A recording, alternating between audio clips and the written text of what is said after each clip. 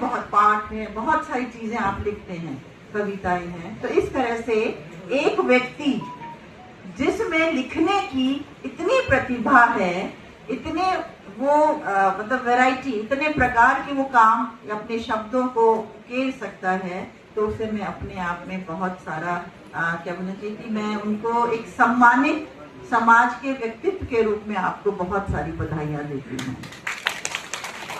साहित्यकार, जैसे आपने देखा होगा कि हम कुछ कल्पना करते हैं, क्योंकि जैसे जैसे हम छोटे से बड़े हुए हैं, हमारी कल्पनाएं आप लोगों ने बनाई या हमने देख करके बना ली, क्योंकि आप तो कलम के धनी हैं, और हम थोड़ा जो दृष्टि से जो हम देख रहे हैं उसे हमने अपनी कल्पनाएं, अपना एक चित्रण किया।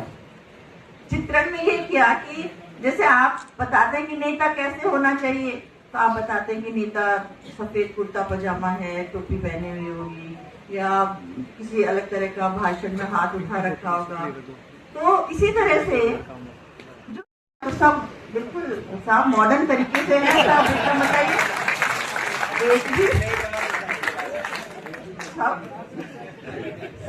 सब विचारों से भी परिष्कृत है और अपने परिधानों से भी परिष्कृत है। तो फिर बहुत अच्छा लगा यहाँ करके।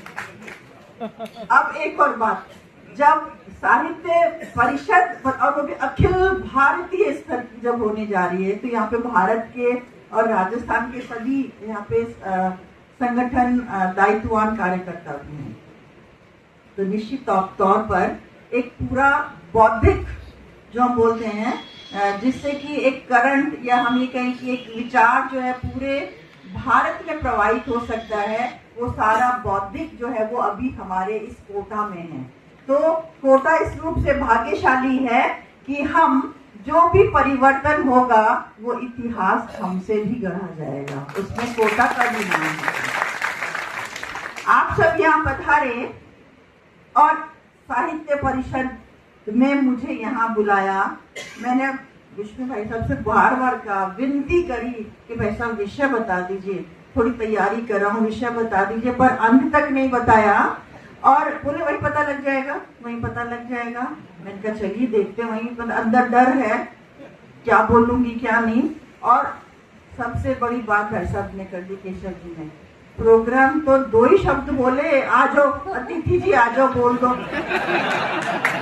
अब ऐसा तो हम अपने बच्चों के साथ भी नहीं करते, ऐसा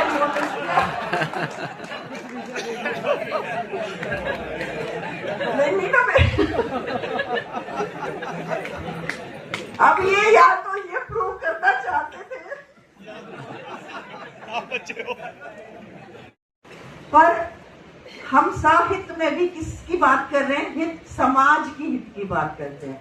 क्योंकि जो साहित्यकार है, जो लेख जो जिसके पास कलम है, जो धनी है, वो स्वयं की बात नहीं करता, वो हमेशा देने की बात करता है।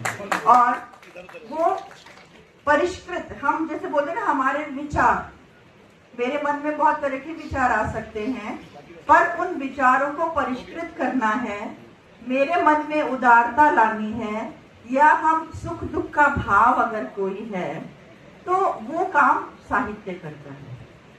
और साहित्य क्या है? वो हमारी जो चेतना है, उस चेतना की सांस में प्रवाहित होता रहता है। और हमको जैसा बोलते हैं कि साहित्य क्या चीज है, साहित्य ऐसे कोई कल्पना नहीं है, कोई उसका ऐसा नहीं कि वो आधार मतलब बेसलेस कोई चीज नहीं है, वो है मानव केंद्रित। हम जो भी काम हम लिख रहे हैं वो है मानव केंद्रित। हमारे कल्पना में कहीं ना कहीं कोई चित्रण होता है जिसके आधार पर आप अपनी लेखनी का जादू बिखेरते हैं। मान लीजिए परिवार में शांति है, पत्नी आपका बहुत ध्यान रखती है, बच्चे आपको पूछते हैं, आपको मान सम्मान करते हैं, तो आपकी लेखनी सकारात्मक चलती है। और अगर वही उल्टा हो जाए तो खतरनाक, हाँ, आघात वार करना शुरू करती है वो लेखनी। तो लेखनी दोनों तरह का काम करती है।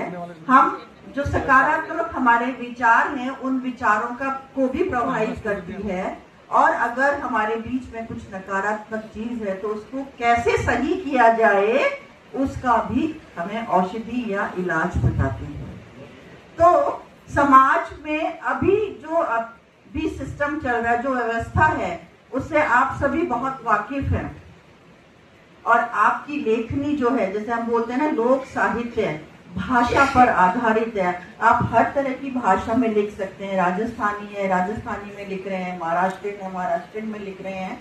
सबकी अपनी अपनी भाषा में उनकी विद्वता है, उसमें उनको महारत हासिल है, तो आप इसमें लिखते हैं। जब हम कोई भी शिक्षा या हमारी बात को जब उस भाषा में कहा जाता है जिसको हम कहते हैं मातृभाषा में या सरल भाषा में कहा जाता है, तो उसका प्रभाव ज्यादा होता है। लेकिन हम सब बीच में, जैसे हम कहते हैं, हम बहुत भारत का दुर्भाग्य रहा कि हमारी शिक्षा पद्धति को बदल दिया गया। जो मुझे ध्यान है, मैंने बचपन में अपने जो हमारा पाठ्यक्रम होता था उसमें बहुत सारी छोटी छोटी कहानियां हम पढ़ते थे। मुझे अभी ध्यान, वो महादेवी वर्मा जी की वहाँ पे लगी हुई है, उनकी एक गुल्लू, एक मैंने कहानी से याद है, गिल्लू, हाँ, तो वो गिलहरी के ऊपर जो थी, तो उसका जो मानस पर जो प्रभाव है वो आज दिनांक तक है कि हमें कैसे उसको, जो भी हमारे आसपास के, चाहे वो प्राणी हैं, जीव जंतु हैं, जो भी, उनका भी हमारे जीवन में उतना ही महत्व है, उनके लिए हमारी भावनाएं वैसी रहती हैं। तो जो साहित्य है उसका प्रभाव भी अंकित होता है, उस हमारे जो मानस पटल है उस पर अंकित रहता है, उसको, बल्कि वो हम ये कहें कि धीरे धीरे वो और प्रगाढ़ होता जाता है। हम ये कहें कि एक पढ़ने की जो हमारी आदत थी, उस आदत को हमने भुला दिया। हम धीरे धीरे मोबाइल पर आ गए, मोबाइल से हम एआई पर आ गए हैं। तो क्योंकि आप सब विद्वत जन हैं, कलम के धनी हैं, तो आपसे भी निवेदन है कि जो अभी युवा, क्योंकि हम सब एक एक विषय, एक एक समाज के एक एक व्यक्ति के ऊपर भी लिख सकते हैं, आप युवा के ऊपर भी लिखते हैं, नारी के ऊपर भी लिखते हैं, वृद्धजनों के ऊपर भी लिखते हैं। तो अगर हम इस समय जो यूथ में हमारा विजन लेस है, उसके पास डायरेक्शन नहीं है, तो ऐसे में हम इन्हीं जो विधाएं हैं हमारी, जो अभी हम एआई की बात कर रहे हैं या मोबाइल की बात कर रहे हैं या हम ऑनलाइन की कुछ बातें करते हैं, अगर ऐसा भी हम कुछ उनके लिए लिख पाते हैं जिससे कि वो अपने चलते चलते पढ़ लें, या उनको मोबाइल से ही पढ़ना है तो उसी से पढ़ लें, या फिर उसमें कुछ ऑडियो डाल करके भी, क्योंकि आजकल आपने देखा होगा, मैं भी कई बार बच्चों से पूछती हूँ कि आप पढ़ाई कर रहे हो, तो क्या करते हैं, कुछ पढ़ाई के लिए एक लेसन आते हैं, उसको डाउनलोड कर लेते हैं, उसमें कुछ वॉइस डाल देते हैं, और फिर आंख बंद करके और वो वॉइस जो है वो उस चैप्टर को पढ़ती जा रही है। तो अगर इस तरह की कुछ हम विधा अपने में भी ले लें, तो जो नहीं पढ़ना चाह रहा है कि सुनेगा तो सही ना, हम कानों से भी बहुत सारी चीजों को अपने अंदर समाहित करते हैं। तो ऐसी चीजों को भी अगर हम नई जो हमारे इनोवेशन की बात करें, क्रिएटिविटी की बात करते, तो वो भी हम कर सकते हैं। आप सबने यहाँ पर बुलाया और इतने पेशेंस से, मुझे अज्ञानी, मतलब मुझे तो सब ये शब्द जो मेरे